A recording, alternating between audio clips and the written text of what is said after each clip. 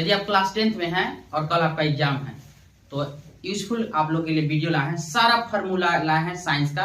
कल साइंस का एग्जाम है, आप लोग को पता होगा, मुझे भी पता है, इसलिए हम कलेक्ट करके साइंस का जितना फार्मूला इंपॉर्टेंट है 10th के लिए सारे लाए हैं। एग्जाम से पहले एक बार प्लीज आप लोग देख के जाइए, ऑब्जेक्टिव में भी इससे हेल्पफुल होगा आपको और सब्जेक्टिव भी होगा। चलिए हम लोग देखते हैं। चलिए सब वीडियो भी डाले हैं, आप लोग देख सकते हैं। साइंस जो बच्चे हैं वीडियो भी जाके देख सकते हैं, टॉपर क्लासेस 1M जाके इसमें, और हम पोस्ट किए हैं, ठीक है। इस चैनल पर जाके आप लोग वीडियो देख सकते हैं, लेकिन अभी हम फार्मूला पढ़ा रहे हैं, कुछ इंपॉर्टेंट फार्मूला। चलिए आप लोग जल्दी जल्दी से बोलिएगा बाबू लोग, ठीक है।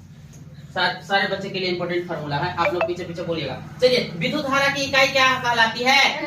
क्या कहलाती है? एम्पीयर कहलाती है। विद्युत धारा की इकाई क्या कहलाती है? एम्पीयर। आवेश की इकाई क्या कहलाती है? कूलम। आवेश की इकाई क्या कहलाती है? कूलम। विभवांतर की इकाई क्या कहलाती है?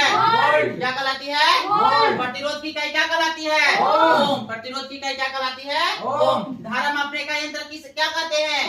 एमीटर। विभवांतर मापने का यंत्र क्या है? वोल्टमीटर। ओम का नियम संबंध बताता है किससे? वी आई और आर से, ठीक है। धातु का ताप बढ़ाने पर प्रतिरोध क्या हो जाता है? बढ़ जाता है। श्रेणी संयोजन में धारा क्या होता है? समान होता है। समानांतर संयोजन में विभव क्या होता है? समान होता है।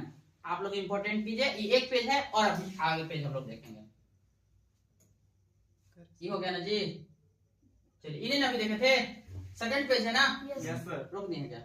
चलिए ठीक है, सेकंड पेज देखेंगे, ठीक है। सूर्य लाल दिखता है कब? सूर्योदय और सूर्यास्त पर। कब दिखता है सूर्य लाल? सूर्योदय और सूर्यास्त पर। श्वेत प्रकाश क्या होता है? तो 7 रंगों का मिश्रण को क्या कहते हैं? श्वेत प्रकाश। लाल रंग का तरंग दैर्घ्य हमेशा क्या होता है? अधिक होता है। नील रंग का तरंग दैर्घ्य क्या होता है? कम होता है। पुतली का कार्य क्या है? प्रकाश संश्लेषण करना, ठीक है। अगला कॉर्निया का कार्य क्या है? प्रकाश संश्लेषण करना। नेत्र संबंधन क्या करता है? लेंस। अगला क्या? तारे टिमटिमाते हैं के? वायुमंडलीय अपवर्तन से, क्या कहते हैं? वायुमंडलीय अपवर्तन से। अगला नेत्र दोष होते हैं कितने प्रकार के?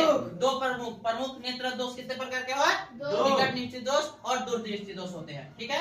आपको किताबें पढ़ना है एक और, ठीक है। मानव नेत्र का आकार होता है कैसा? गोलाकार होता है, ठीक है। चलिए पेज नंबर अगला देखेंगे। चलिए इन्हें हम पता है बाबू? चलिए पेज नंबर 3, 5, 6 सेलेक्ट पेज लाए हैं आप लोग के लिए करके, आप लोग सब देखिए और एग्जाम में जाने से पहले एक बार पढ़ लीजिए। नेत्र का संवेदन भाग क्या कहलाता है? रेटिना। दृष्टि पटल कहलाता है क्या चीज? रेटिना। निकट बिंदु दूरी क्या है? 25 सेंटीमीटर। दूर बिंदु कितना है?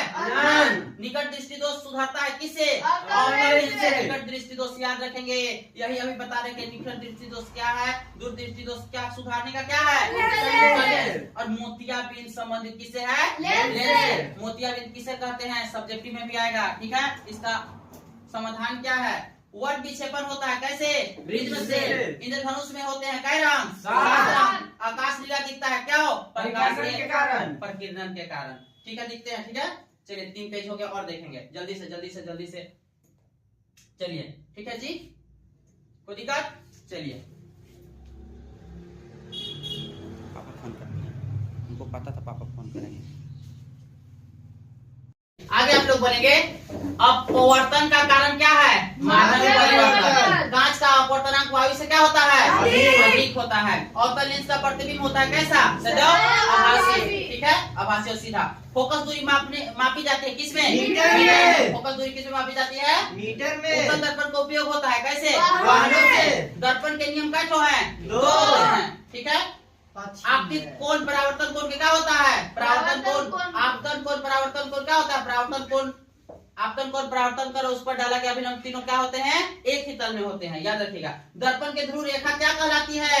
मुख्य कहलाती है। आवर्धन विमाहीन राशि है, हाँ कहता है। मानव नेत्र में होता है क्या होता है? उत्तल लेंस। मानव नेत्र में क्या होता है? उत्तल लेंस। चलिए अगला देखेंगे, इन्हें ना हम लोग पढ़े हैं। चलिए अगला, अवतल दर्पण का फोकस होता है वास्तविक, उत्तल दर्पण का प्रतिबिंब होता है आभासी और सीधा। चलिए आप लोग भी जल्दी से बताएंगे। समतल दर्पण प्रतिबिंब होता है कैसा? आभासी। उत्तल लेंस क्या कहलाता है? अभिसारी लेंस। अवतल लेंस क्या कहलाता है? अभिसारी लेंस। क्या कहलाता है? अभिसारी लेंस। दर्पण सूत्र क्या होता है? 1/f = 1/v + 1/t ई होता है। दर्पण सूत्र क्या है? 1/v इक्वल टू, नहीं हो रहा है, हो रहा है ना, चलिए ठीक है। आवर्धन का सूत्र क्या होता है? F equal to H1 minus H0। कोई दिक्कत है? No sir. अवतल दर्पण से वास्तविक प्रतिबिंब बनता है कैसा? फोकस से। ठीक है। उत्तल लेंस का उपयोग होता है कैसा? आवर्धन कांच में। ठीक है। प्रकाश की चाल अधिकतम होती है किसमें? निर्वात में। प्रकाश की चाल क्या होती है? अधिक होती है। कोई दिक्कत है? नहीं। चलिए ठीक है। और पेज है जी, यस सर। चलिए और पेज एक ठो और है, इतने है ना। चलिए आप लोग के लिए 10th में है तो ये प्लीज आप लोग से रिक्वेस्ट है, एग्जाम में जाने से पहले सारा फार्मूला को देख लीजिएगा। आप सभी के लिए बहुत ही यूजफुल आएगा एग्जाम सेंटर में। विद्युत शक्ति का सूत्र क्या होता है? P equal to 1/v। विद्युत ऊर्जा का इकाई क्या होता है? किलोवाट घंटा।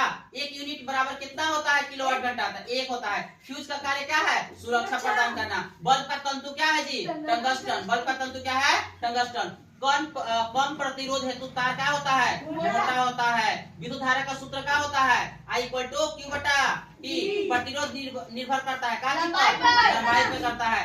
परिपथ बंद करता है स्विच। और विद्युत धारा का प्रवाह क्या होता है? ऊष्मीय। ठीक है, एक बार फिर से आप लोग ध्यान से एक बार और बोलिएगा। विद्युत शक्ति का सूत्र क्या है? P इक्वल टू 1/v ना जी, sorry P equal to 1 into v है, सॉरी। विद्युत धारा का विद्युत ऊर्जा की इकाई क्या होता है? किलोवाट घंटा। 1 यूनिट बराबर कितना होता है? 1 किलोवाट घंटा। फ्यूज का कार्य क्या है? सुरक्षा करना। फ्यूज का कार्य क्या है जी? सुरक्षा। बल्ब का तंतु क्या से बना होता है? टंगस्टन से। मथिलाई बाबू। कम प्रतिरोध हेतु तार क्या होता है? मोटा होता है। विद्युत धारा का सूत्र क्या होता है? I इक्वल टू Q/T होता है। कोई दिक्कत है? प्रतिरोध निर्भर किस पर करता है? लंबाई पर। परिपथ बंद क्या होता है? स्विच। स्विच धारा का प्रभाव क्या होता है? ऊष्मीय।